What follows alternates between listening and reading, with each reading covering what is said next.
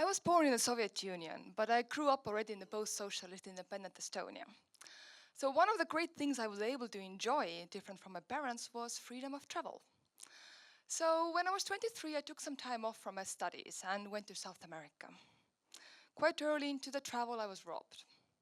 Having to survive on barely nothing, I had to rethink how I would travel. And then I met some local hippies. And the journey took a deep spiritual turn.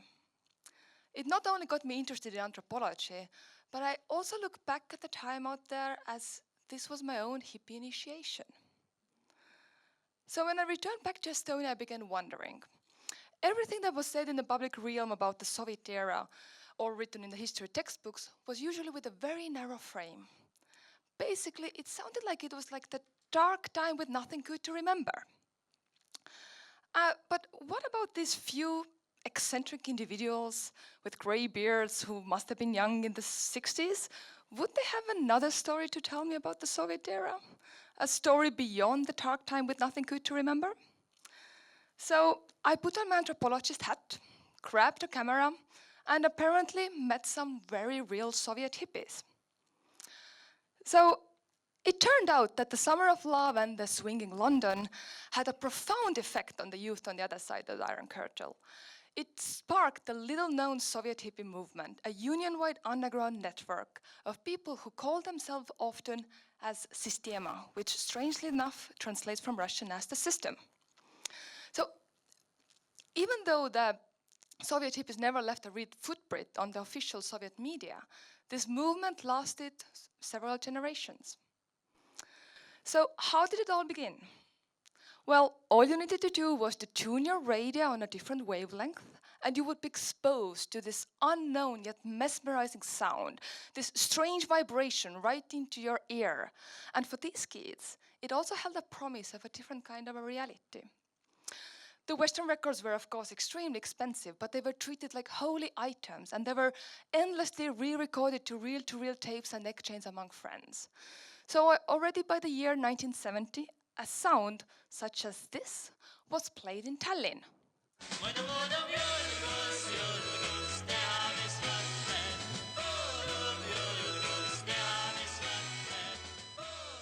Well, for musicians, it was pretty bad in terms of equipment and much worse in terms of recording possibilities.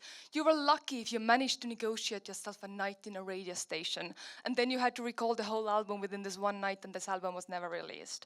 But people were sometimes incredibly creative. For example, in the end of the 60s, there was up to 10 public phone booths destroyed in Tallinn because the youth had discovered that this is how they can get the very much needed pickup device for their handmade guitars. So very soon, long hair and jeans became the flags of freedom for this youth. It was a symbol of unity to the globally protesting youth and pop culture. And if there was something that united all this colorful crowd of people, it was the fact that they simply felt more. They had a different vibe to them. They wanted to love passionately and dance wildly, and they were striving for something I have called the imaginary elsewhere.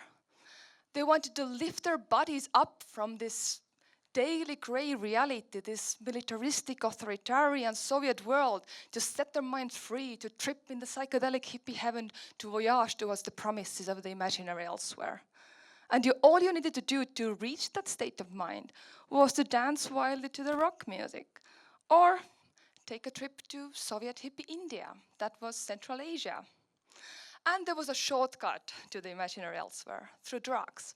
But interestingly, unlike the Western hippies, there was no LSD around. But you could light up a sweet joint of marijuana in the Central Cafe because no one at the time knew what strange-smelling tobacco really was.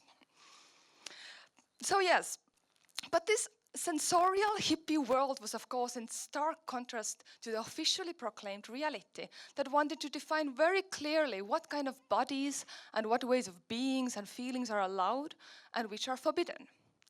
So very soon after the emergence of the first hippies, the movement was politicized. These kids were considered a real political danger, a threat to the societal well-being. They were seen as dirty, immoral, and poisoned by the degenerate Western influences.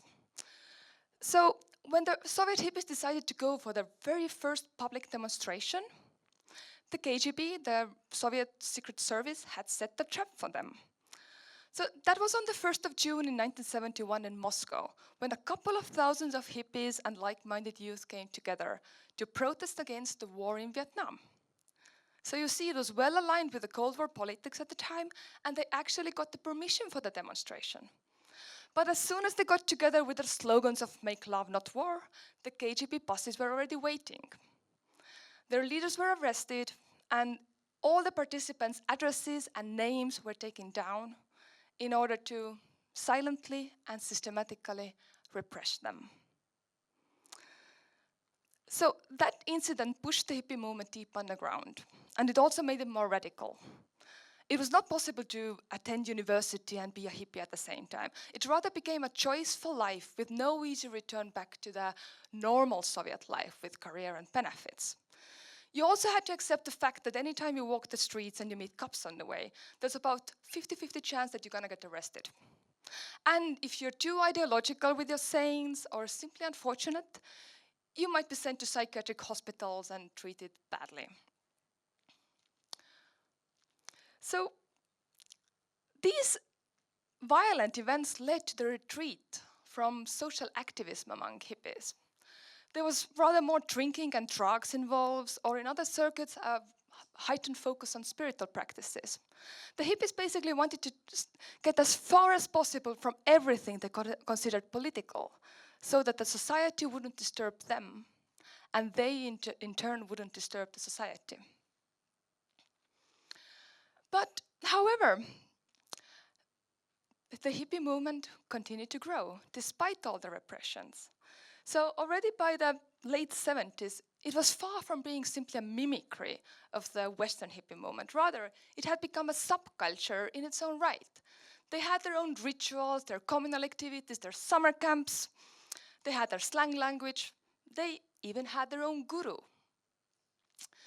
And they were exchanging the addresses and phone numbers of other people who belonged to the so-called Soviet hippie system based on trust. So it became possible to travel to another city and immediately find friends and a place to crash. And already by the 80s, this hippie systema, this system, had grown into a union-wide underground network involving much wider circuit of people than those genuinely invested in the core hippie ideology of peace, love, and freedom. So the hippies had essentially created an alternative system within the Soviet system, which made them feel free. And in the meantime, the mainstream youth culture had embraced the Soviet hippie style. When in the late 60s, long hair on young men was a real issue, it was a matter for police who was forcefully cutting the hair of young men. But already by mid-70s, it was hard to find a young man who didn't have somewhat longer hair. So the hippies had a vast influence on the late Soviet culture, on its arts, its music, its styles, identities, and the subsequent creation of alternative spaces which mutated and then multiplied in even more, until it eventually seemed to shake the entire regime towards its collapse. So why would the story of Soviet hippies matter today? Well, it's not only learning about another counterculture pacifist history in yet another world region, although that's nice too. But think of it. For Soviet hippies, it was impossible to go on the street and protest or engage with media, because that was simply too dangerous, and it wouldn't have led anywhere productive. But still, they stated their resistance through their embodied presence, through their dreams, imagination, through widening their networks and staying kind and helpful to each other, through their arts and music, and through remaining true to their humanity. So I think the lesson to learn from them today is that even if we can only use our bodies and our minds to state our resistance to the status quo, whether it's about climate change, the status of women, gender or sexual identities, and even if we feel that we are small in numbers and we can't quite see the desirable change ahead, it still matters. It still makes a difference. Thank you.